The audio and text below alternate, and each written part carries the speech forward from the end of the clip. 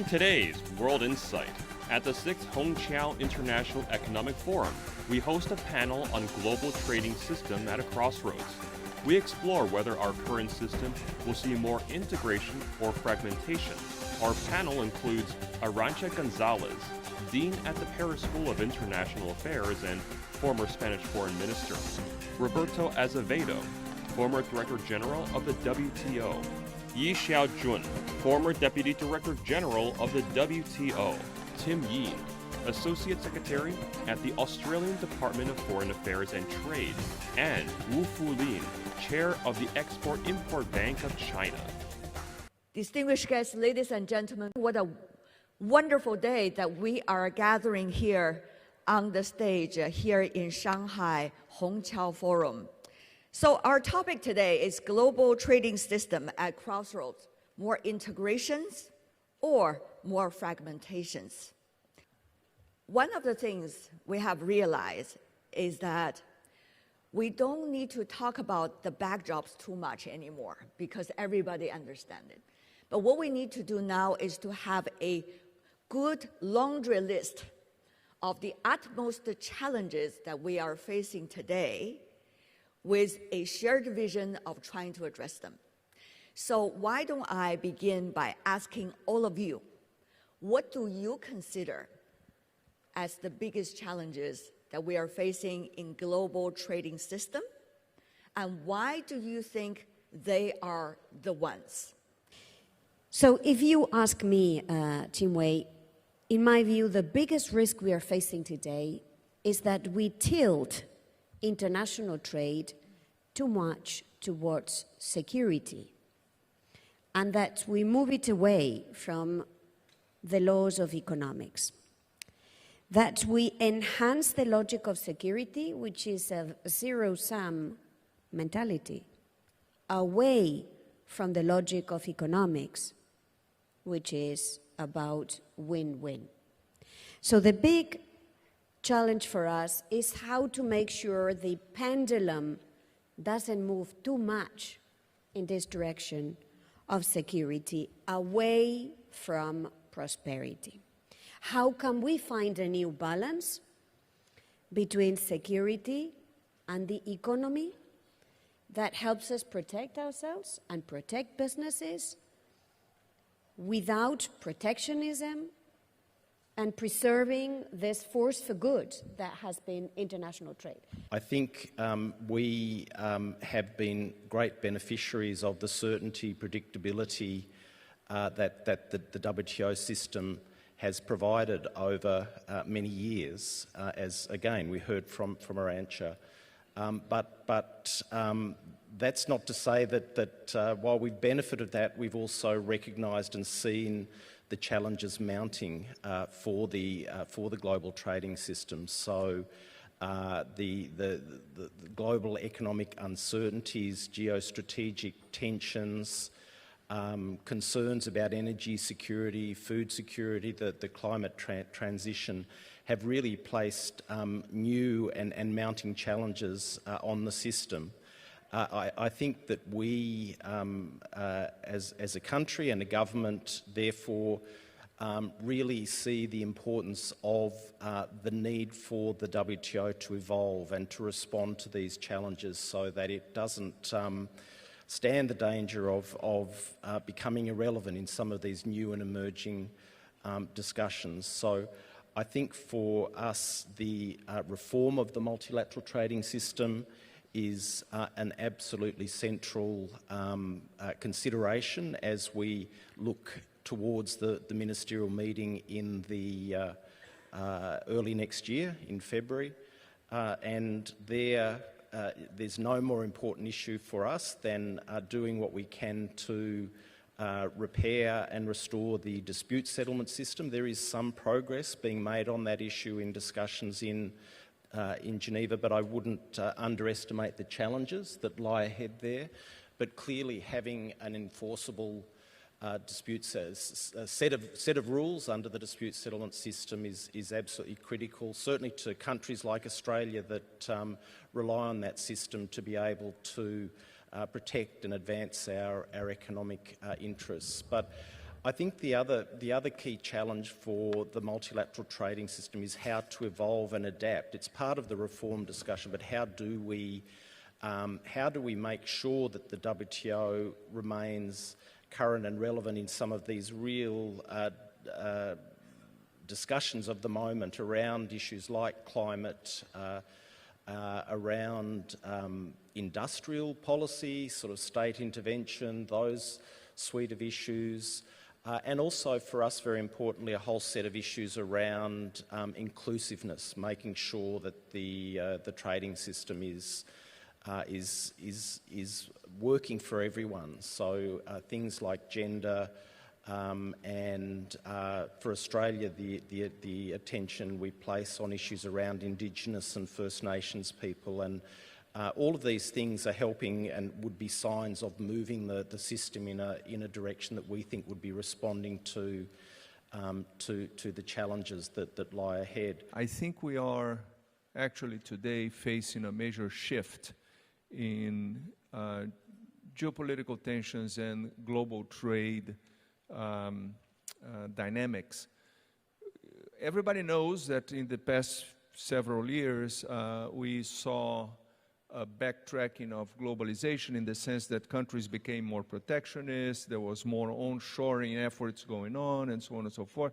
That is a clear signal and a clear trend. But there is something new here. Climate has become a priority in today's world. Particularly after the Paris conference and with the new goal to reaching net zero emissions by 2050, countries are serious about that, right? And this is something that is not going to change, right? This is it. The ship has sailed. Now, the reality is that governments, we are not going to reach those targets with good intentions. And we're not going to reach those targets voluntarily. It's not going to happen spontaneously. So governments will have to take action. They are taking action. Some governments are providing incentives for the transition to a greener economy. Others are punishing companies for carbon emissions and so on and so forth. And those regulations that are being put in place, they're very disruptive. They're not only disruptive, they upset the balance of competitiveness between companies on both sides of the border. The first speaker has mentioned about the zero-sum mentality. This is indeed a grave challenge and a problem. In some respects, it's not simply zero-sum mentality. It's actually a negative sum and a rivalry. So no cooperation, and the parties fight against each other and then get nothing or negative things from that fight. The global trading system has actually benefited the global economic growth, but now we have faced the grave situation. The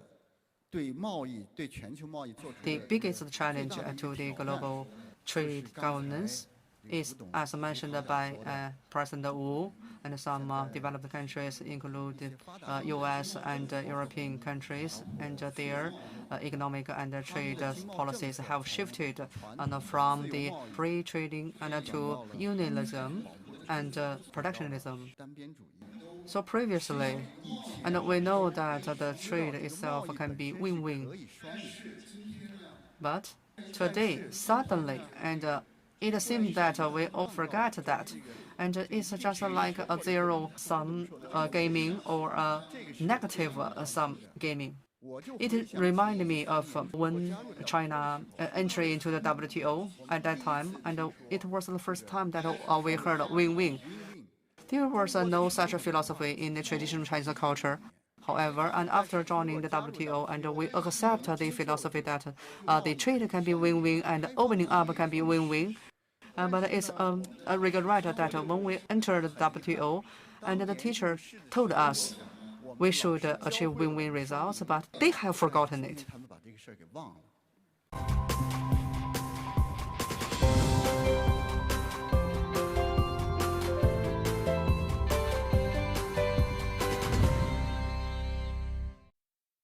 You served in the EU.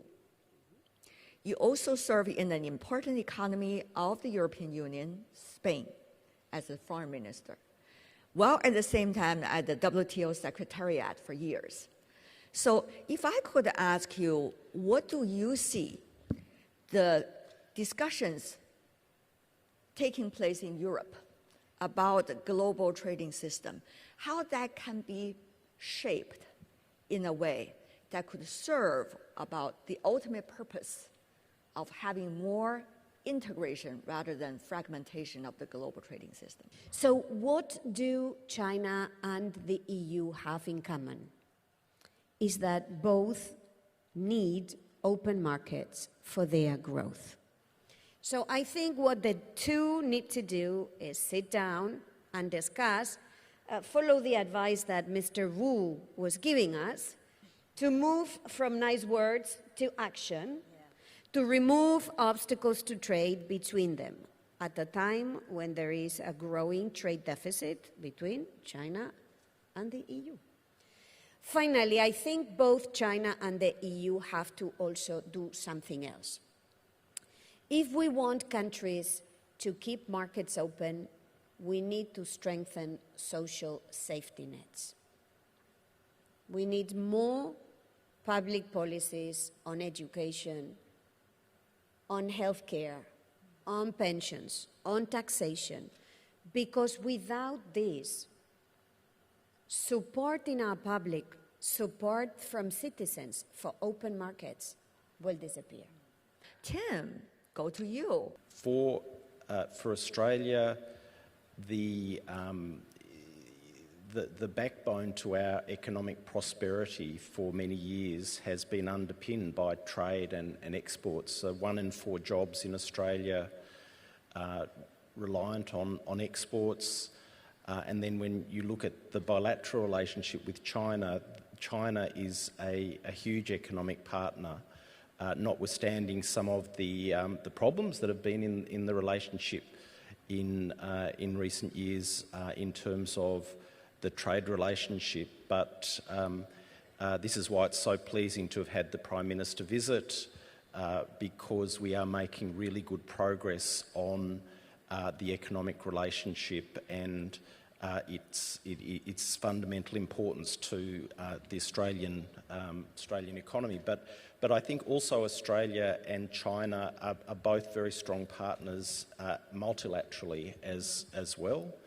And I think that this gets to that question of the role that we can all play in the system to build dialogue, to build understanding, including on some of these new challenges that we see and that people have been referring to around climate, around interventions in state interventions, subsidies.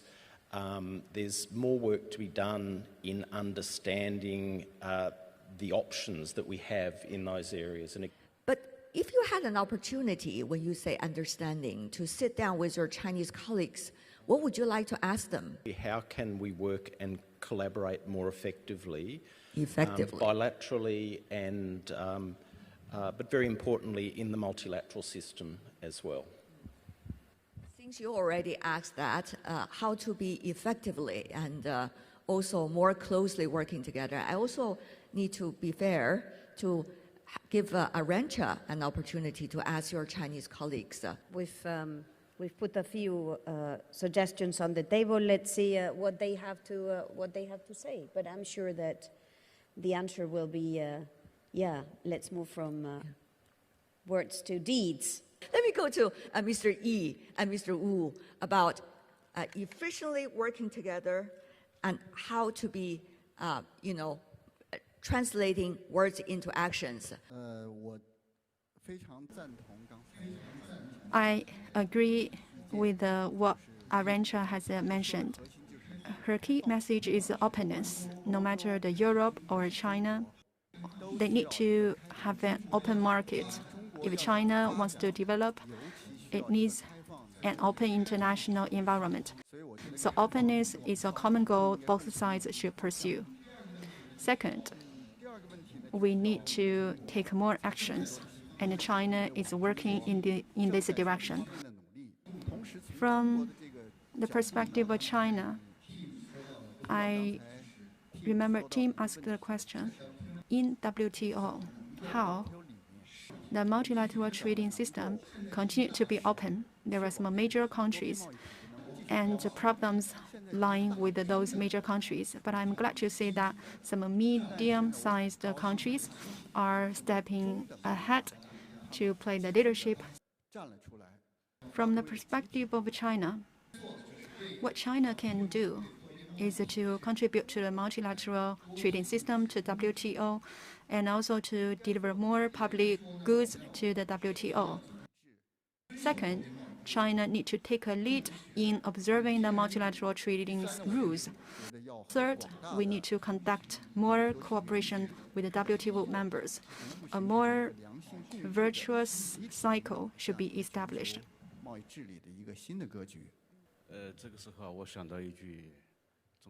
It reminds me of an old saying in China that you think there's no road ahead of you, but actually if you go there and you will find a village there.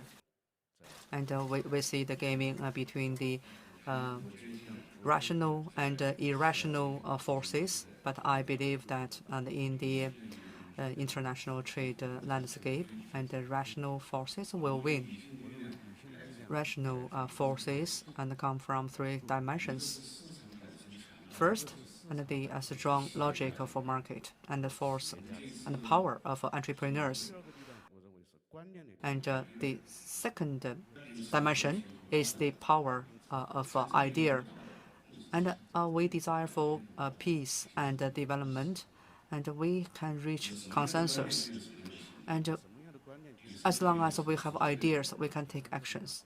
And thirdly, the power of organizations.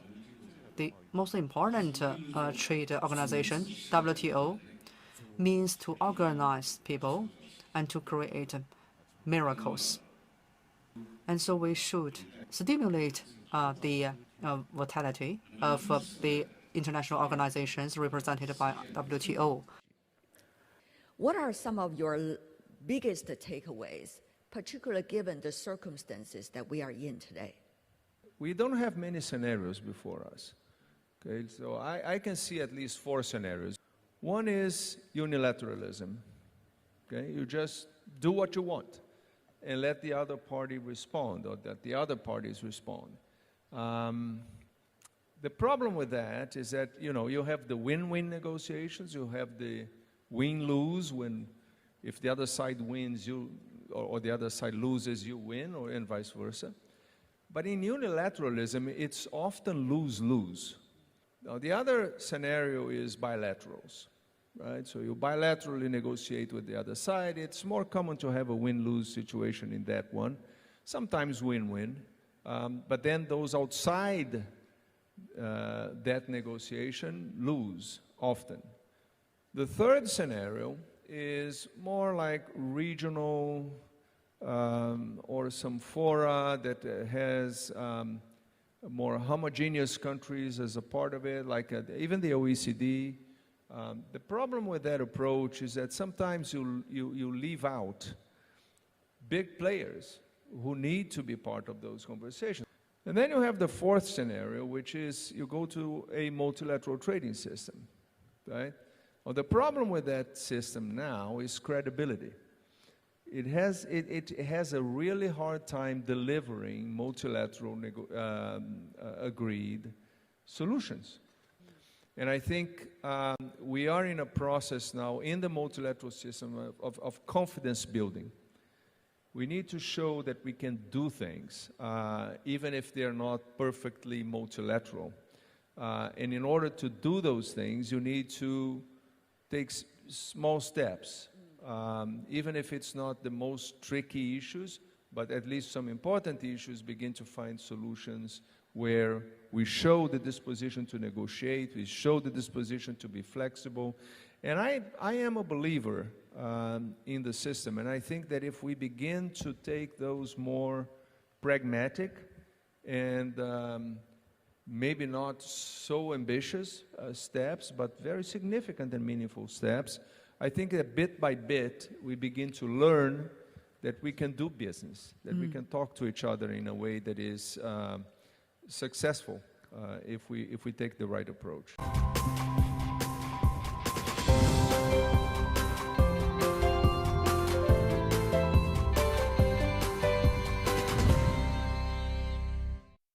The climate question has been a very interesting one for discussion. We are also going to see COP28, while at the same time, the climate and environmental issue is going to be part of discussion for all kinds of issues that globally we're tackling together. How do you see can be some of the consensus that would bring us more confidence while talking about this component? Looking at, though, the very far away, the very vision of a global trading system, more integration. I can actually give you a very specific example of something that we think can help, and it's really consistent with what I've been hearing here. I was at a senior officials meeting in Geneva just a couple of weeks ago, and a key focus of that discussion was preparations for MC13, and I wish by certainly Australia, but a number of other delegations, that we use the time when the ministers are together in Abu Dhabi valuably to allow them to have a really good discussion around some of these challenging issues. And the example that we used was climate. And you know, what we see is, in a real practical sense, can we get the ministers together in Abu Dhabi with the time to focus on the issue of climate and to ask them some very specific questions, which are things like how do we ensure global trade and climate regimes are mutually supportive? We should think broadly about this question and including on issues relating to comparability of action domestically and in relation to promotion of trade in green technologies. Another question we put on the table was how do we deal with the important policy challenge of carbon leakage in a manner that ensures it's compatible with rather than running contrary to WTO law. That's a much contested space. And the other one was how do we ensure the global trading system is promoting incentives, and particularly in the area of subsidies and other interventions that promote greenhouse gas reduction efforts rather than run contrary to those efforts. So, you know, in our view, we've made a good start there with the fisheries agreement, but there's still a long way to run in other areas, certainly in areas like agriculture and land use. But they were just some very practical, let's get the ministers at a political level talking about these issues, because that then starts to flow down to all of us at officials level and you know, gets a good policy discussion going in such a vital and important area. Yeah, Mr. Yi. 我想这个问题其实是多边贸易体制应该 The multilateral trade system should pay great attention to such issues. And if we rely on bilateral or unilateral or negotiation and to have to resolve such issues, and the result will not be nice. But I'm quite concerned that although different countries are discussing about how to reduce the carbon emission or to achieve the carbon peaking by 2030 or carbon neutrality by 2050. However, the countries are just doing their own and adopting different policies. And for example, under the Trade Act adopted by the US and the carbon border regulation mechanism by EU, and with a very good purpose and to reduce the carbon emission. However, and it is harmful to the WTO rules and to the multilateral trade system, and the Director General of WTO and is really concerned about such unilateral measures and will be responded differently by different countries, and leading to the trade frictions and economic governance of fragmentation. So I think the best way that the WTO should provide a platform and engaging the key players in the international trade, and to put their policies on the table, and to discuss and communicate with each other, and to see what kind of resolution system or mechanism and can minimize the trade frictions and fragmentations. And I believe under the climate change and the multilateral trade rules and are not contradictory to each other, and they are complementary to each other. So I strongly recommend that the WTO and should gather all the major countries in Geneva to have such a discussion. 去进行这样的一个讨论。我想借这个机会提出一个建议。 So I would like to take this chance to propose that, and we should discuss about 4 ratios: